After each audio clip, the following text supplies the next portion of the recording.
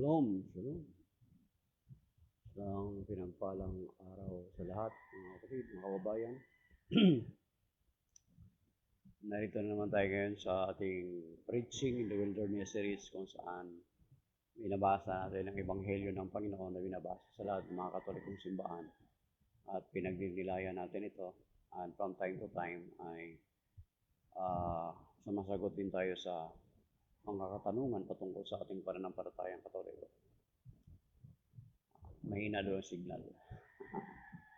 Usually, ginagawa natin ito sa TikTok, pero we are too busy right now, kaya hindi na natin nagagawa. Kaya sa ngayon, parang try ko lang ito ngayon, mga kapatid, na mag-broadcast. Sapagkat tagal na hindi ako nakapag-live. At minsan kasi dito sa Facebook ay mahina ang audio, unlike doon sa TikTok kapag doon ka nag-broadcast. Kahit nakasabit lang sa leeg mo itong microphone, itong earphone, ay makakapture niya ng maayos yung boses. So, yan. Okay. So, the gospel of today is taken from the gospel. Ayan, slow connection daw. The gospel of today is taken from the gospel according to St. Matthew chapter 6, verses 7 to 15. Glory to you, Lord.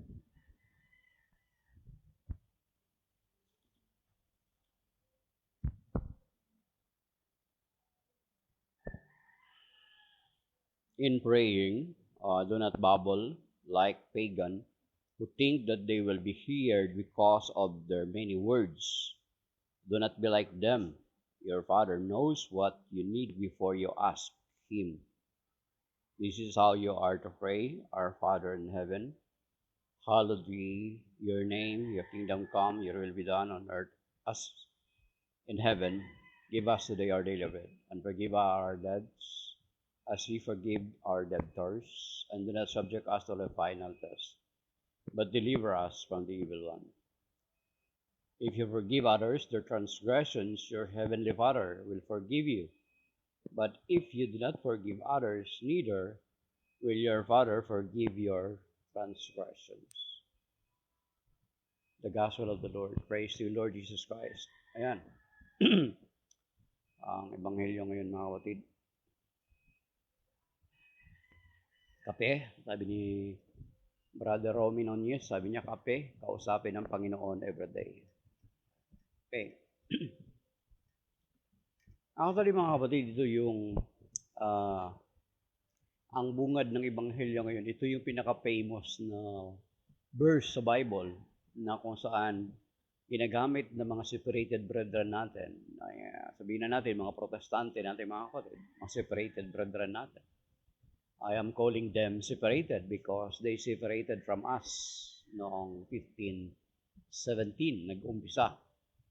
At itong Matthew chapter 6 verse 7 sa English, sa King James Version especially, ay yun yung paborito nilang gagamitin, yung sa King James. Sapagkat ang King James, nakalagay doon, ay sinasabi na do not use vain repetition. Yan yung nakalagay doon sa King James. When you pray, do not use vain repetition. At yun yung ginagamit ng mga separated brethren natin na gamitin upang tayo atakihin para palabasin na tayo mga Katoliko are violating this verse in King James Bible. Pero kung titingnan natin sa other translation, hindi po vain repetition ang nakalagay. Dito sa atin, sa New American Bible, nakalagay is do not babble or do not babble like pagan. Paano ba magbabble yung pagan, di ba? So, magsasalita ng mga empty words. Empty or hungkag, walang kabuluhan. Kasi hungkag walang nilalaman. Pero sa atin, ang mga protestante, atakihin nila because specifically, dahilan sa nag-rosary tayo, ginagamit natin yung rosary At sinasabi nila na ang rosary is a repetition prayer, a vain repetition prayer. Pero kung titingnan natin, kung susuriin natin, yung sinasabi nila, at yung sinasabi ng King James sa Matthew chapter 6 verse 7, ay kung ipagpalagay natin or papatulan natin yung translation ng King James na do not use vain repetition, kung susuriin natin yung mga prayer sa rosary, makakonsider ba na vain? Makakonsider ba na walang kabuluhan yung prayer sa rosary? Di ba? Yun yung dapat tingnan natin, mga kapatid. Kasi yung nauna, sasabihin doon sa sinasabi sa umpisa ng rosary natin, di ba? Mag-uumpisa sa sign of the cross. Sa sign of the cross, dinideclare natin yung sinasabi sa Matthew 28:19. Di ba? Anong sinabi doon nung kinumisyon ng Panginoong Jesucristo, yung kanyang mga alagad, sinasabi niya, "Go ye therefore to all nations, baptizing them in the name of the Father, and of the Son, and of the Holy Spirit, teaching them to observe what I have commanded you." So doon ba lang sa sign of the cross, we are declaring the Holy Trinity. We are declaring what the Lord Jesus said in Matthew 28:19. Yun yung binabanggit natin sa Matthew 28:19 when we make a sign of the cross. At the same time, ang pag-antanda ng cross is a declaration. A declaration na iniligtas tayo ng Panginoon through His death on the cross. Kaya nga, sinasabi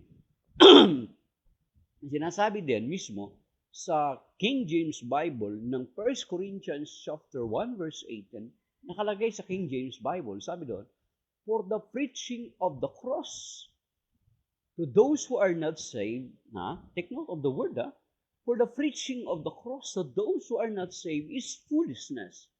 But for us who are saved, it is the power of God." Yun yung nakalagay sa King James din.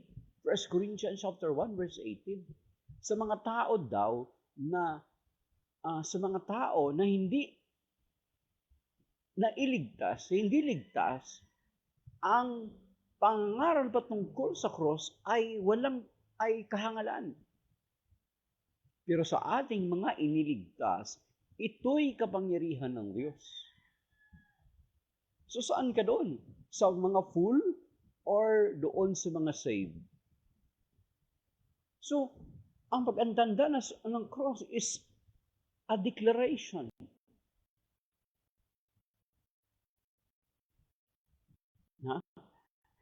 You are preaching by your action that you are being saved by the Lord Jesus Christ on His death on the cross. Doon pa lang, try to imagine.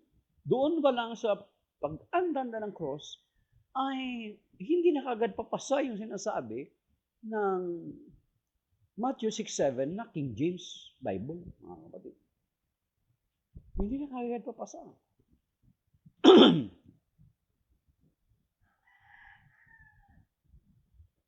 Kung sakaling, yun nga sinasabi natin, papatulan natin, kung yun yung tamang translation. Pero hindi. According sa mga scholar, sa mga, may kaibigan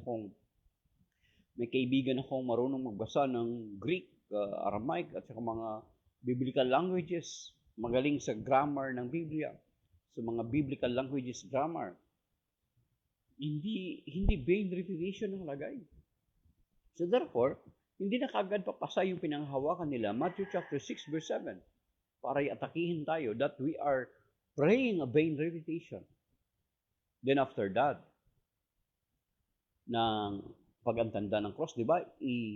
Ikuha natin yung credo natin, yung the Apostles' Creed. So yung Apostles' Creed, yung 12 articles of our faith, nakapaloob doon. Di ba? Vain ba yun? I believe in God, the Father Almighty, Creator of heaven and earth. I believe in Jesus Christ, His only Son, our Lord, who was conceived by the Holy Spirit and born of the Virgin Mary. He suffered under Pontius Pilate. Are those words vain for them? You see? And then, yung kasunod is, dasalin natin yung Our Father. Ang Our Father, na ngayon nakalagay dito sa Ebanghelyo ngayon, Matthew chapter 6, verse 9 to 13, na itinuro ng ating Panginoong Kristo. Sa kanila ba, vain yan? Walang kabuluhan yan? You see? Okay. Ang kasunod, slow connection. Ang kasunod, mga kapatid, is yung Hail Mary. Yan, di ba may Hail Mary? Ang Hail Mary ba is a vain word for them? Hindi ba nila alam or hindi ba nila iniisip? This word Hail Mary is not invented by man nor by Archangel Gabriel.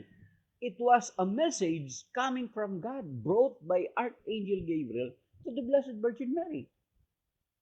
Then paano nila masasabihin na vain ang Hail Mary? Di ba? Luke chapter 1 verses 26 to 38, di ba? Andun sa Annunciation.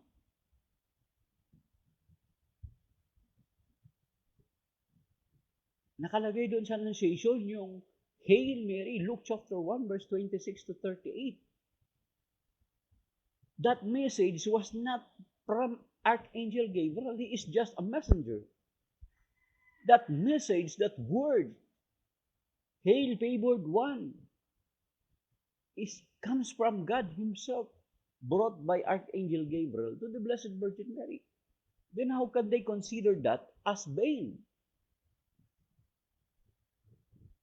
Okay. Yung second part ng Hail Mary is, Holy Mary, Mother of God, pray for us sinners now at the hour of our death. Amen. Okay? Yan naman ay nanggaling doon sa, nung napospo si Santa Elizabeth ng Espiritu Santo, ay winika niya, she exclaimed, Who am I? Who am I that the mother of my Lord come to me? Diba? See, it was not the word of Saint Elizabeth, but it is from the Holy Spirit. So when she exclaimed, blessed are you among women, and blessed is the fruit of thy womb. Who am I that the mother of my Lord come to me, visited me? You see? Then how can they consider us that as vain? You see? Then, yun. The first mystery, the story of the life of Jesus, the first mystery, the joyful mystery, the Annunciation. Diba? Yung mga mysteries. The first mystery, the Annunciation. Then the second is the visitation of the Blessed Virgin Mary to Saint Elizabeth. Then pangatlo is the birth of our Lord Jesus Christ, yung pangatlong set. Okay? Pangatlong set. Then pang-apat is the presentation of the Lord in the temple. Yung dedication niya. Then after that is yung finding of Jesus in the temple. Yung nagpaiwan siya sa temple noong 12 years old siya. That is in joyful mystery. Yung sorrowful mystery. The agony in the Garden of Gethsemane. The scourging at the pillar. The crowning with thorns. The carrying of the cross. The crucifixion. Yun yung sorrowful mystery. Then how can they call that vain? Then the third is a luminous, a glorious mystery. The resurrection of the Lord Jesus Christ. The ascension. The descent of the Holy Spirit. The assumption of the Blessed Virgin Mary. The crowning of the Virgin Mary. Then yung luminous. The baptism of our Lord Jesus Christ in the Jordan River. The miracle turning water into wine in the wedding at Cana. Third is yung proclamation of the kingdom of God and a call for repentance.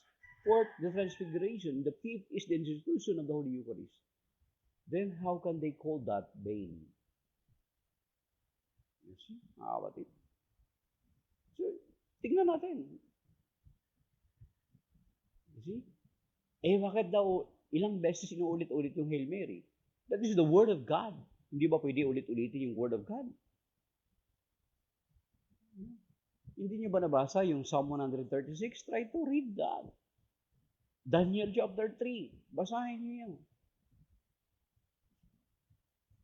Di ba ulit-ulit lang yun? In Matthew chapter 26, the Lord Himself, when He prayed, He uses the same word.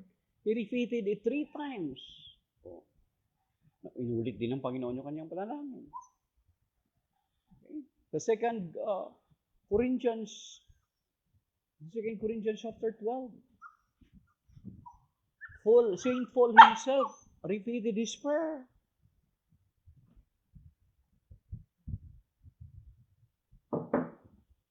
You see? Inulit din ni Saint Paul yung prayer niya doon. 2 Corinthians chapter 12. See? Then how can they call that vain repetition? Okay.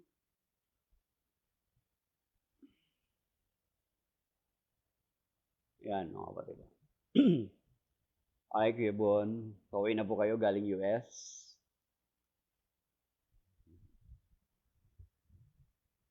Kamusta, Kuya Bon? Kamusta ang bakasyon sa US? Sa lubong, ha?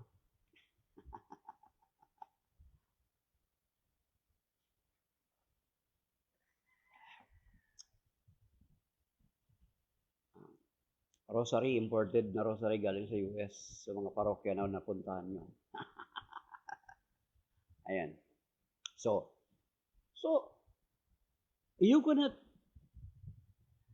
say or hindi nyo pwede sabihin sa amin that the rosary is a vain repetition. Kasi, sa umpisa pa lang, from the sign of the cross, the creed, the Apostles' Creed, the Our Father, the Hail Mary,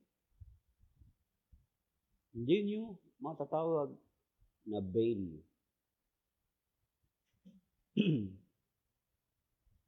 Yan, mga kapatid. Okay?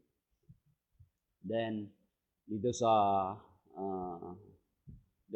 verse 8 and then hanggang 13, kung saan tinuro ng Panginoon Kristo ang panalangin Ama namin.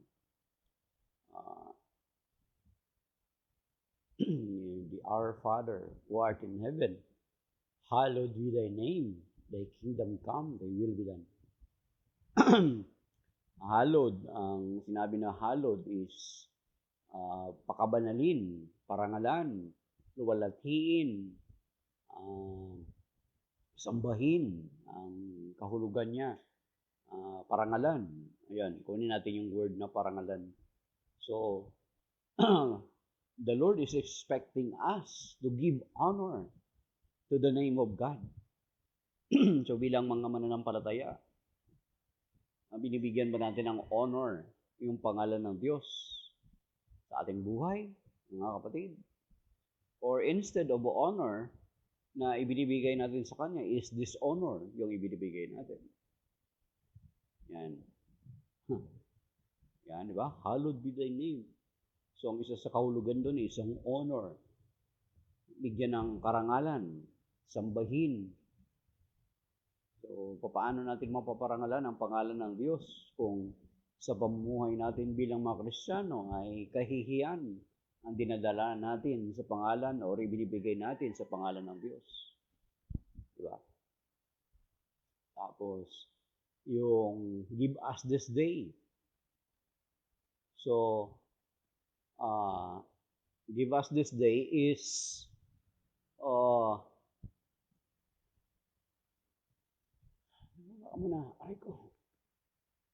give us this day. Bakit? Give us this day. Because God wanted us to establish a relationship with Him. Di ba? Kaya try nyo kung ang mga anak nyo, subukan yung mga anak nyo na Ay, God bless, lovely Octaviano Ibanez. Subukan yung anak nyo na yung allowance nila ibigay nyo ng buo sa isang linggo ng isahan lang. Di ba?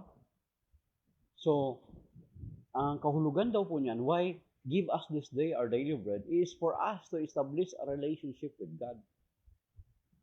May na connection. Slow connection daw. Okay.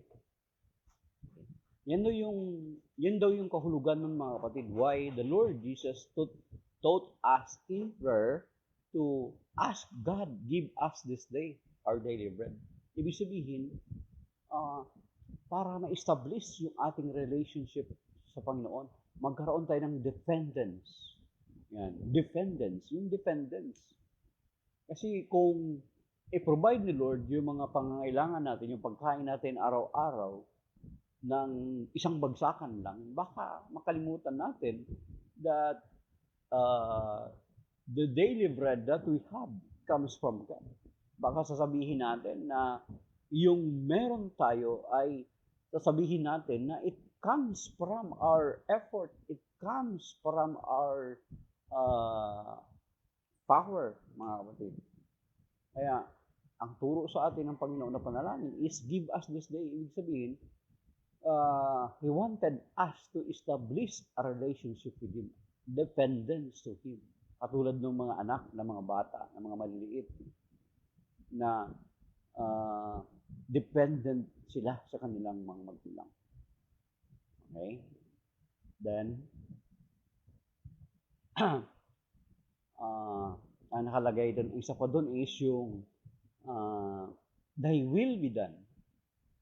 Yan, isa sa tinuturo na panalangin, na parte ng panalangin dito sa Our Father, nito sa Ebanghelyo ngayon, Matthew chapter 6, verse 7 to 15, is yung thy will be done on earth as it is in heaven. Diba?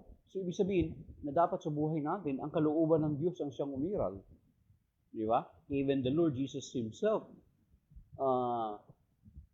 sa kanyang panalangin, doon sa Matthew chapter 26, doon sa Garden of Gethsemane, di ba? Noong 3 beses siyang nanalangin, 3 beses niyang inulit yung kanyang panalangin. Ang nakalagay doon sa Matthew chapter 26, Father, if possible, take this cup away from me. Yung cup of suffering na tinutukoy niya is the cup of suffering, the coming cup of suffering. If possible, Father, if possible, take this cup away from me, but not my will, but yours be done. So, tinuturuan tayo ng Panginoon that when we pray, let us ask God in prayer, Lord, kung kalooban mo ito, ipagkaloob mo nawa sa akin. Ito yung gusto ko, Panginoon, but not my will, but yours be done. Diba? Kung kalooban mo, Panginoon, ipagkaloob mo sa akin ito. And that is humility, mga kapatid. Tinuturuan tayo ng Panginoon ng humility. Magpasakop tayo sa kalooban ng Diyos. Hindi yung gusto natin, ang Diyos yung sumunod sa gusto natin. Hindi pwede ganun. Diba yung mga bata na iyak ng iyak? Kapag ang magulang hindi marunong ng parenting, pag umiyak yung bata, ibigay niya kaagad, yari ka na. Kasunod, gagawin at gagawin uli ng bata. Katulad nung nakita ko na isang tindahan na bumili ako. Hating gabi na yung bata, gustong lumabas para bumili of something. So instead na pigilan siya, pagsabihan siya, ang magulang masunod, yung bata ang sinunod. That is not a good parenting skill. Di ba? So, thy will be done. Ang kalooban ng Diyos, hindi yung kalooban natin. Hindi pwede na ang Diyos yung susunod sa atin. Hindi pwede na ang Diyos yung mag-a-adjust para sa atin. Mga kapatid, it's not. Kaya nga ang 2 Corinthians 5:17, di ba? Nakalagay doon. Ang sino mang nakipag-isa kay Kristo, okay, ay isang bagong nilalang. Tayo yung makikipag-isa sa Kanya. Hindi siya yung makikipag-isa sa atin. Ibig sabihin, once na makipag-isa tayo sa Kanya, kung ano siya, dapat ganun din tayo. At yan yung sinasabi sa 1 Peter chapter 1, di ba? Nakalagay doon. Yan ang Diyos na tinatawag ninyo ay banal, ay dapat magpakabanal din kayo. So, ibig sabihin, once na makipag-isa tayo sa Panginoon, kung ano yung standard ng Panginoon, yun yung dapat na sundin natin, mga kapatid. Hindi yung standard natin. Kasi kung ang Panginoon na makipag-isa sa atin, ang tendency, kung ano yung standard natin, yun yung ipipilit natin na masunod. Pero tayo yung makikipag-isa sa Panginoon. Okay? Thy will be done on earth as it is in heaven. Okay? So kung ano siya, dapat ganun din tayo. At yan yung sinasabi sa 1 Peter. Tingnan ko kung tama. 1 Peter chapter 1. Okay? Verse 15. Yamang Diyos na humirang sa inyo ay banal. Dapat kayong magpakabanal. Ano man ang inyong ginagawa. Ano man ang inyong ginagawa. Ayon sa sulat, magpakabanal kayo sapagkat ako'y banal. You see? Ibig sabihin, tayo yung mag-a-adjust para sa Panginoon. Hindi ang Panginoon mag-a-adjust sa atin. Thy will be done on earth as it is in heaven. Okay? Kasunod is yung forgive our trespasses as we forgive those who trespass against us. Ay, Ate Tess, God bless you. Musta? Okay. Kasi dito, dyan sa, mismo sa prayer, ibig sabihin, kung gusto natin ng assurance na mapatawad tayo ng Panginoon, mga kapatid, is magpatawad din tayo. Di ba? Ano nakalagay?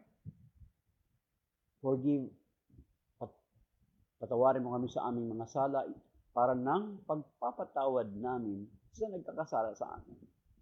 Forgive our trespasses as we forgive those who trespass against us. Ay nakalagay dito sa translation nga, forgive our debts as we forgive our debtors. Okay.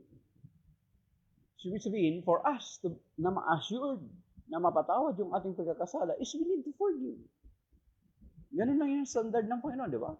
Give, and it shall be given. Luke chapter 6, verse 36 to 38. Ask, and it shall be given unto you. Forgive, and be forgiven. At muli niyang inulit dito sa verse 13 and 14 sa Ebanghelyo kay 14 to 15. Sapagkat kung pinapatawad din niyo ang nagkasala sa inyo, ay patatawarin din kayo ng inyong amang nasa langit. Ngunit kung hindi kayo magpapatawad, hindi rin kayo mapatawarin ng inyong amang nasa langit. Eh, yan yung sinasabi sa Luke chapter 6, verse 36 to 38. The measure used is the measure you will use to you as well. To you also. Mga kapatid. Simple lang. Gusto natin ng assurance sa mapatawad yung ating mga pagkakasala, then let us forgive also. Why we need to forgive? Because we need also forgiveness from the Lord. Diba, mga kapatid? Okay.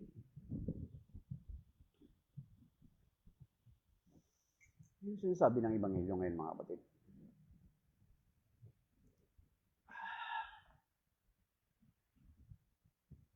Okay.